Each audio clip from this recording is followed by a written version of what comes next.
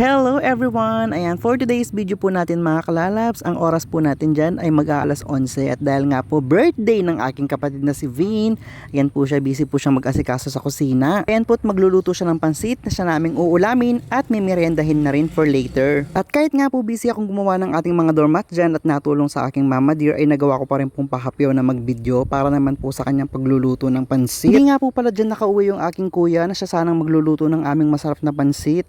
At isa pa po pala mga kalalabs, wala pa po kaming budget dyan, kaya naman isasabay na lang namin sa birthday ko. Takanaydo, double celebration kanyan. At alam naman natin mga kalalabs na di po nawawala yung pansit sa mga handaan at sa mga simpleng handaan din mga kalalabs. At talaga namang pansit lang sa kalam, takanaydo. At talaga naman pong pansit lang mga kalalabs, sapat na at ang importante po ay nabusog kamit masarap, takanaydo. Ang mahal nga po ng mga bilihin ngayon, kaya wag nang choosy. Anyways po, ito nga pong pansit na ito yung magsisilbing pampahaba ng buhay natin. Charis!